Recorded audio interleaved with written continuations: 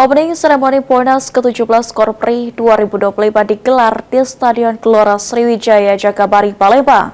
Acara pembukaan ini tidak hanya meriah, namun juga menjadi momentum untuk menekankan semangat kinerja, integritas, dan kebersamaan antar ASN seluruh Indonesia.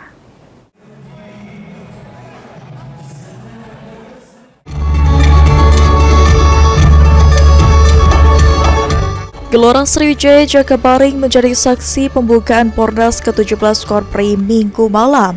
Acara dimulai pada pukul 20.30 waktu Indonesia Barat dengan defile para kontingen hingga simbolis penyalaan obor.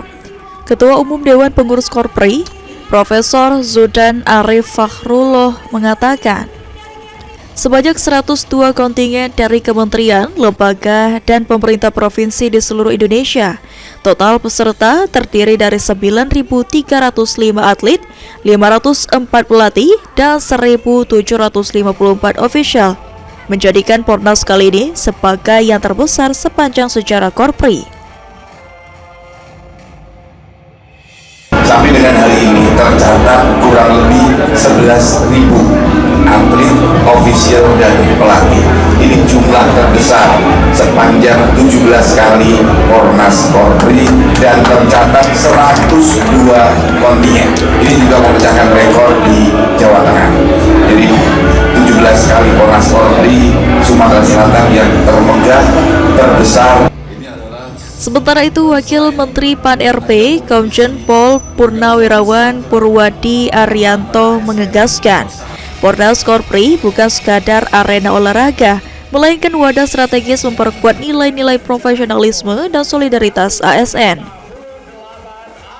Ini adalah selain ajang kompetisi, juga membangun silaturahmi antara ASN, persahabatan, kebersamaan, sehingga ini dengan harapan bisa berpengaruh kinerja, pelayanan publiknya semakin baik dan memiliki integritas dan soliditas.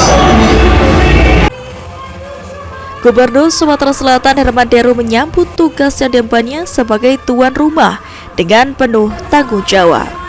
Dirinya melihat Pornas sebagai simbol bahwa negara hadir bukan hanya dalam aspek fisik acara, tetapi dalam memfasilitasi persaudaraan, kesiapan layanan, dan dukungan terhadap ASN.